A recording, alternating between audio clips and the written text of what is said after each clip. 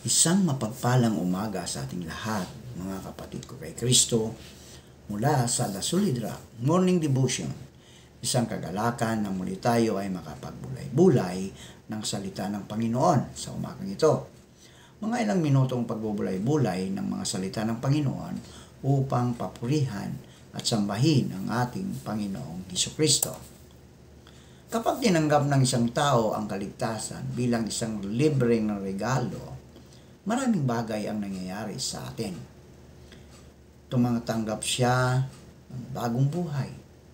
Ayon sa Juan 3:16, sapagkat gayon na lamang ang pag-ibig ng Diyos sa sangkatauhan, kaya't ibinigay niya ang kaisa-isang anak upang ang sinumang sumasampalataya sa Kanya ay hindi mapahamak, kundi magkaroon ng buhay na walang hanggan.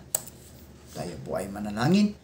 Mapagmahal naming Diyos at Ama, narito muli ang iyong mga anak upang ikaw ay sambahin sa magandang umaga na iyong ibinigay sa amin.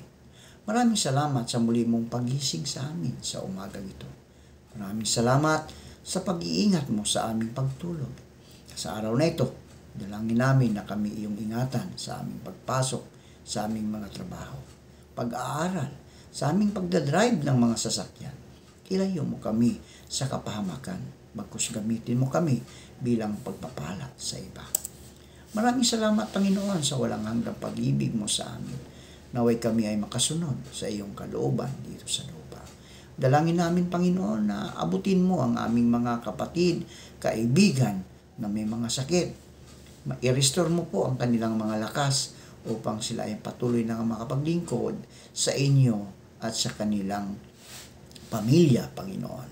Salamat, O Diyos, sa mga katugunan sa aming mga panalangin. Amen at amen. Kapag hindi pa tinanggap ng isang tao si Hesukristo bilang tagapagligtas sa kanilang buhay, siya ay patay sa espiritu. Ngunit kung ang taong ito ay nagtiwala at sumasampalataya kay Hesukristo, binibigyan siya ng Diyos ng isang bagong buhay sa Espiritu. Siya ay binuhay na muli ng banal na Espiritu ng Diyos. Inilipat siya mula sa kaharian ng kamatayan patungo sa kaharian ng buhay. Mayroon na siyang buhay na walang hanggan. Dinideklara ng Diyos na siya ay pinapawalang sala. Ayon sa Roma 3:21-26. Ngunit ngayon, nahayag na kung paano pinapawalang sala ng Diyos ang tao. Hindi ito sa pamagitan ng kautusan. Ang kautusan at ang mga propeta mismo ang nagpapatutuo tungkol dito. Pinapawalang sala ng Diyos ang lahat ng sumasampalataya kay Hesukristo sa pamagitan ng kanilang pananalig sa Kanya, maging Hudyo man o Hintil. Sapagkat ang lahat ay nagkasala at walang sino mang nakaabot sa kaluwalhatian ng Diyos. Ngunit dahil sa kanyang kagandahang loob, sila ay pinapawalang sala na niya sa pamagitan ni Kristo Jesus na siyang nagpapalaya sa atin. No? Siya ang inialay ng Diyos bilang handog upang sa pamagitan ng kanyang dugo ay mapatawad ang kasalanan ng lahat ng sumasampalataya sa Kanya. Ginawa ito ng Diyos upang patunayang siya ay matuwid. Noong unang panahon, nagtimpi siya at ipinagpaumanhin ang mga kasalanang nagawa ng mga tao. Ngunit ngayon ay tuwirang ipinapakita na ng Diyos na siya ay matuwid at siya ang nagpapawalang sala sa mga na sumasampalataya sa Kanya. Sinasabi sa Biblia na lahat ay nagkasala. Totoo naman yon. Wala namang hindi nagkasala sa atin, di ba? Sino ba ang perpekto sa ating lahat? Wala.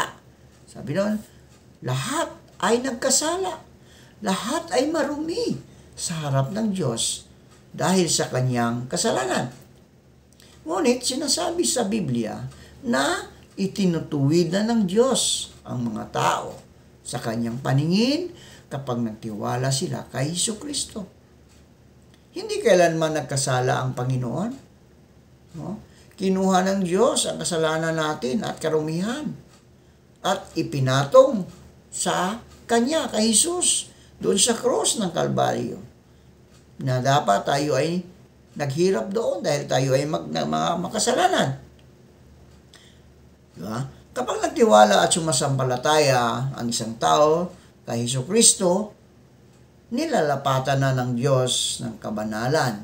Si Hesukristo ang taong iyon. Diba? Kaya ipinagpapalit natin ang ating kasalanan at karumihan sa kabanalan ni Hesukristo.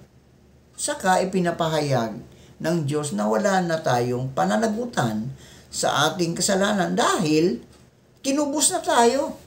No? Ipinatong na ito sa krus kasama kay Hesukristo na ating Diyos at ay kapagligtas. Tinubos na tayo. Wala na ang dati nating mga kasalanan. Ngayon ay tayo ay bagong tao na. Kumbaga, born again na tayo. Kapag tinanggap natin si Kristo bilang ating Diyos at tagapagligtas, yun, nagbabago na ang ating buhay. Binibilang siyang bahagi ng espiritual na pamilya ng Diyos. Napakasarap mga kapatid. Ibinibilang na tayo na bahagi ng espiritual na pamilya ng Diyos. Napakasarap. Ayon sa Roma 8:15-17, sapagkat hindi espiritu ng pagkaalipin ang inyong tinanggap upang kayo'y mamuhay sa takot. Sa halip, ang inyong tinanggap ay espiritu ng pagkupkup upang kayo'y gawing mga anak ng Diyos. Kaya tayo'y tumatawag sa Kanya ng Ama, Ama ko. Ang espiritu ang nagpapatotoo kasama ng ating espiritu na tayo'y mga anak ng Diyos. At yamang mga anak tayo, mga tagapagmana ng Diyos at kasamang tagapagmana ni Kristo, sapagkat kung tayo'y kasama niya sa pagtitiis, tayo'y makasasama niya sa kanyang kaluwalhatian. Hindi lang tayo nabuhay na muli dahil sa Espiritu ng Diyos. Sinasabi rin sa Bibliang tayo'y ginawang anak ng Diyos. Ibig sabihin, dati tayo hindi na mga anak ng Diyos. Sanhi sa ating mga kasalanan. Pero ngayon ay itinuring na tayo ng Diyos na kanyang mga anak. Kapag tayo mga anak, ano po ang ating tinatamasa? Tinatamasa na natin ang mga pribilehiyo ng isang anak na, di ba? Pribilehiyo ng isang anak ng Diyos. Tagapagmana na tayo ng Diyos. Para sa atin din ang lahat ng ipinamamana ng Diyos Ama sa kanyang anak na si Hesukristo. Tanggap siya ngayon at tinuturing na kaibigan ng Diyos. Roma 5:10-11. Ito ay sapagkat nang tayo ay kaaway ng Diyos, ipinagkasundo tayo sa Kanya sa pamagitan ng kamatayan ng Kanyang anak. Higit pa riyan, ngayon tayo ay pinagkasundo tayo ay maliligtas sa pamagitan ng buhay ng Kanyang anak. Hindi lang gayon, kundi tayo ay nagagalak sa Diyos sa pamagitan ng ating Panginoong Hesukristo na sa pamagitan niya tayo ay nagtamo ng pakikipagkasundo. Dahil sa ating mga kasalanan, tayo ay naging kaaway ng Diyos. Pero ngayon, ano na tayo ngayon? Tayo ay mga kaibigan na ng Diyos. Natulad na tayo sa isang alibughang anak na umalis sa bahay at winaldas ang lahat ng kanyang yaman. Umuwi siya at humingi ng kapatawaran mula sa kanyang ama. Pagkatapos ay anong nangyari? Tinatamasa niyang muli ang lahat ng magagandang bagay ng kanyang ama. So sa ganitong paraan, tinanggap tayong muli ng Diyos bilang kanyang mga kaibigan kapag bumalik tayo sa Kanya. Sa kaligtasan, lahat ng mga magagandang bagay na ito ay nangyayari sa atin kapag nagtitiwala at sumasampalataya tayo kay Hesukristo para sa Kanyang pagliligtas sa atin. Manalangin tayo. Salamat, Panginoon, sa panibagong araw at buhay. Inialay po namin sa inyo ang buong araw na ito at ang aming pamilya. Gabayan at patnubayan niyo po kami sa araw na ito at ilayo sa anumang kapahamakan. Sa pangalan ni Jesus. Amen at amen.